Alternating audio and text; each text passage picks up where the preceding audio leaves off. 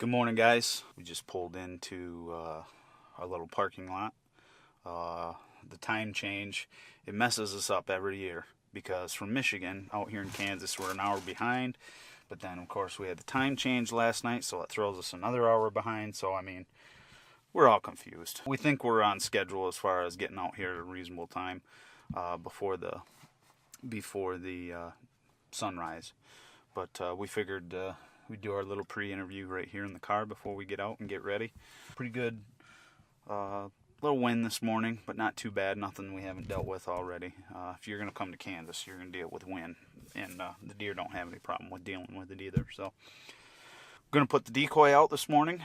We had it out for a little bit last night, and it didn't. We didn't get any takers, but we did have a good buck slip in on us last night, and we literally only saw him for about 2-3 seconds, and he slipped right back into the CRP field. They're like a ghost, the big bucks.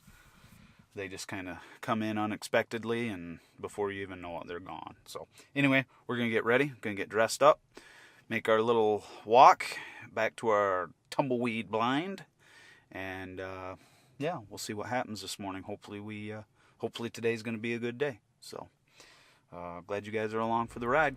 So we'll see you in the woods.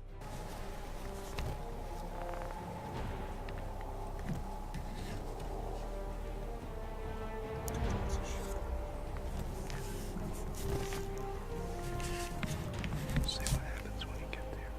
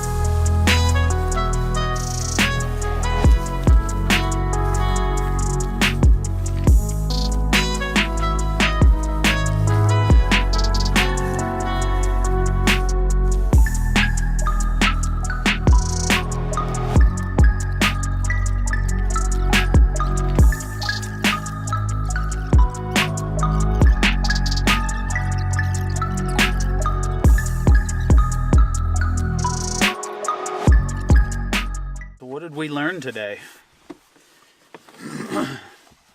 We learned that these deer in Kansas are probably like no other deer that most people have ever hunted. They are not like Missouri deer. They are not like Iowa deer. They are not like Michigan deer. Nothing like Michigan deer. These deer are tough because they don't have a set pattern. They live in these thousands of acres of CRP grass. And how do you predict what a deer, especially a mature buck, is going to do that lives in these huge CRP fields? Like, these deer are crazy. They drive me a little bit batty. This morning,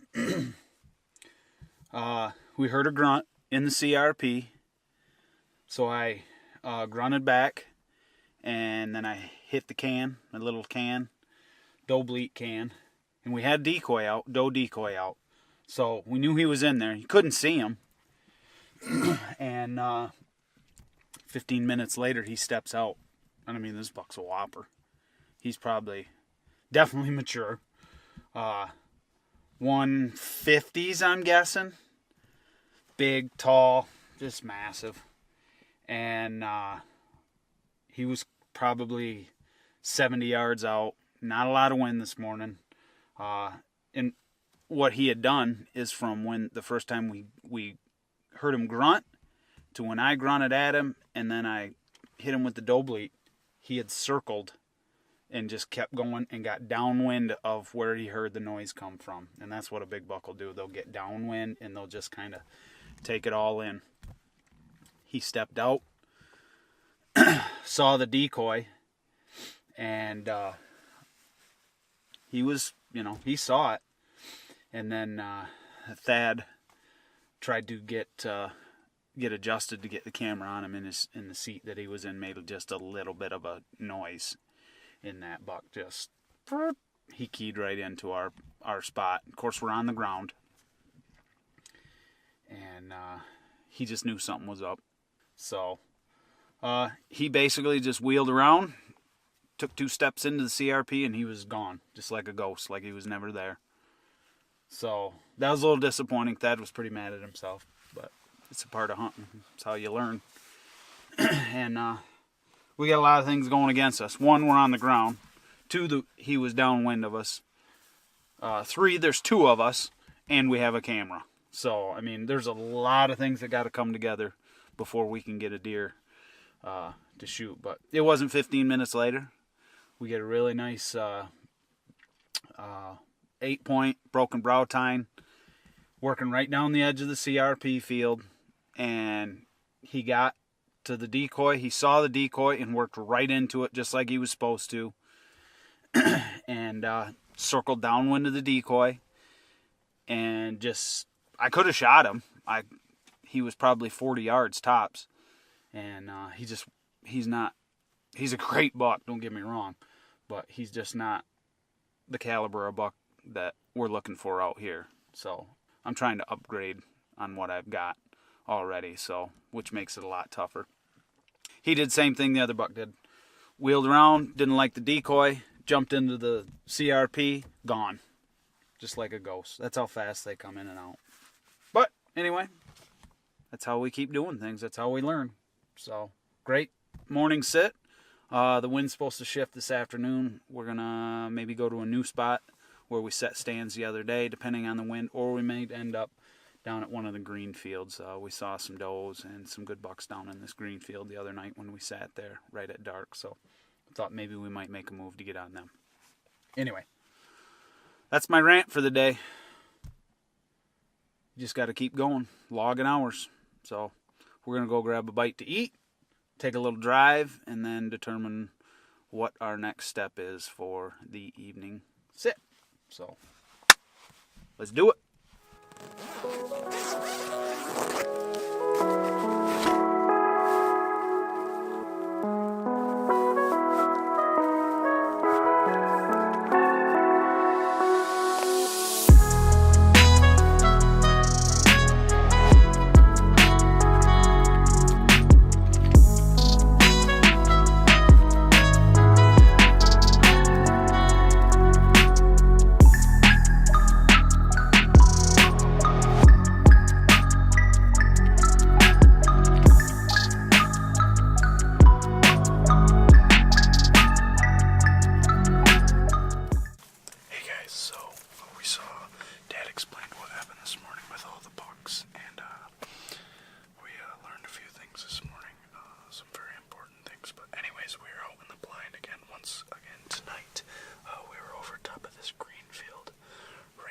sitting on the ground. We ended up deciding to set up the ground blind tonight and just do some serious camoing, as you guys saw, with all the weeds and stuff. We're thinking it might be a pretty good night tonight. It's warmer out tonight. The wind is in our favor. So, should be a good night. We're hoping it's starting to cool down. The wind is nice and like soft right now. It wasn't like last night where it was just insanely fast, like 20 miles an hour. So it's probably about a 5 to 7 mile per hour wind right now. It's perfect. So everything is good. Everything should turn out well. Now all we need is some deer. So wish us luck.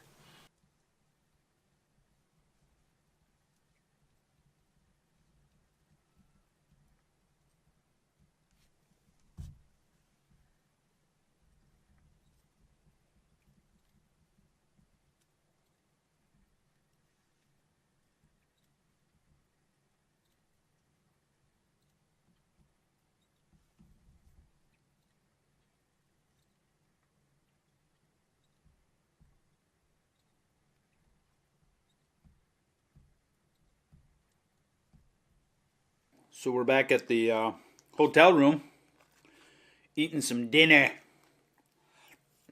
Potato soup, Doritos, and water. Breakfast of champions. So anyway,